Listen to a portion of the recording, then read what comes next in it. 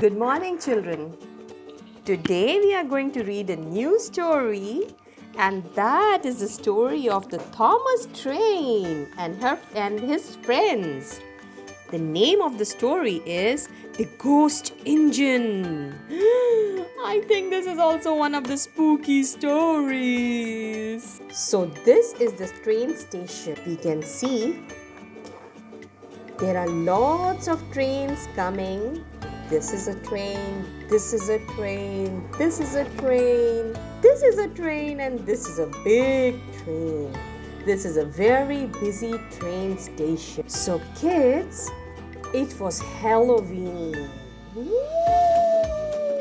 And lots of passengers were dressed up in funny costumes. Thomas and Emily. The green one is Emily and the blue one is Thomas. Were going on a night run. They had a night shift today, and they had to collect trucks from smelter's yard and deliver them to the harbor before sunrise. This means they had to work in the night today. Percy was glad he didn't have been chosen for the job because working on the Halloween was much scary for him. When Percy arrived home that evening, Thomas and Emily were just setting off for their night run. "Be careful at that yard," said Percy. "It's creepy after dark." Thomas replied, "There's nothing to be afraid of." "There's no such thing as ghosts," said Emily. And they steamed away.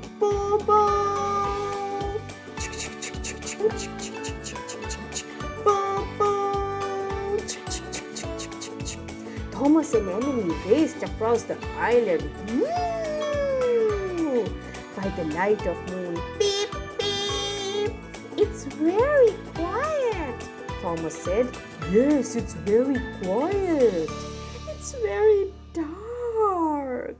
I think Emily is starting to get scared a little bit. Guys, do you see those spooky trees at the back and this fox? I would never go at this place. Ew, and I can see one owl sitting over here. Eee, I'm scared. When they reached the smelter's yard, Emily's wheel began to wobble with worry.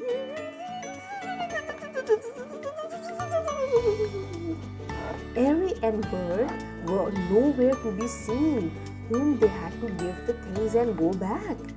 So Thomas and Emily went to look in the shed. There's no one there, and I think there's no need to worry. We will wait. But suddenly there was a huge crash. Crash! Rattling rods! What's that? Cried Emily. It must be the wind, Thomas replied.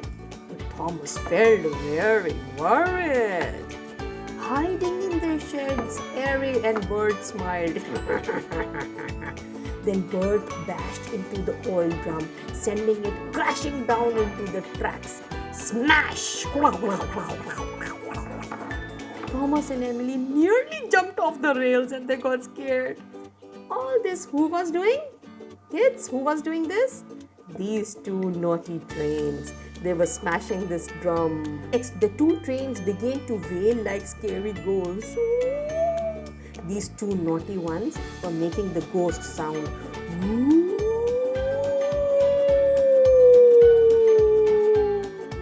Cinders and ashes, I'm scared, said Emily. Me too, I'm very scared, said Thomas.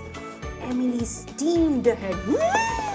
She wanted to fetch the trucks and get out of the yard as quickly as possible. They were still making the noise.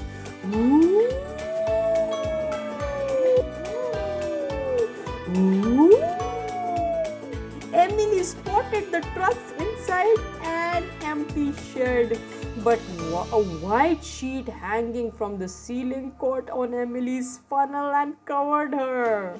Oh, this is Emily inside. fizzling fireboxes, cried Emily. A ghost has got on me.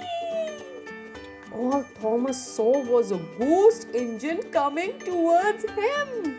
He forgot all about the trucks and whooshed away with Emily, the ghost, chasing behind. Whoa! There's a ghost! There's a ghost! Thomas shouted. And actually it was Emily, on whom the bedsheet had fallen down. Woo! From behind those two, Harry and Bert were making the sound of the ghost, and Emily was wearing the bedsheet and Thomas was running. It was a scary scene over there. Harry and Bert were waiting to tease Thomas and Emily for being scaredy engines. But when they saw Thomas being chased by the ghost engine, they got scared too. Help! cried Harry. There is really a ghost! Harry and Bert rolled away as fast as their wheels could carry them. Run! There's a ghost coming at the back! Thomas and all the engines raced to the sheds, following by the ghost engine. Kids, can you see the ghost is still following them? Thomas blew his whistle loudly as a warning. Beep, beep, beep, beep. And help, help! There's a ghost engine running after us. There's a ghost engine running after us, he cried. The engines all gasped when they saw it coming. It's a ghost! Just then, the corner of the sheet caught on the signal and Emily steamed out of the bedsheet from under it. I'm not a ghost, I'm just Emily. Oh, it's Emily, Percy said. And Thomas, Harry and Bert felt very silly. Emily was glad there was no ghost after all too. So it was Emily under it. This was Emily under the bedsheet. And how scared were Thomas, Harry and Bert, isn't it, kids? Now the controller was crossed, and when they heard all about the trouble that the diesels had caused, this controller uncle was furious at them. You two will take the trucks to the harbor, he told Harry and Bert. That is your punishment. He turned to Thomas and Emily. Now we know there are no ghosts. We can all go back to sleep now. Can I?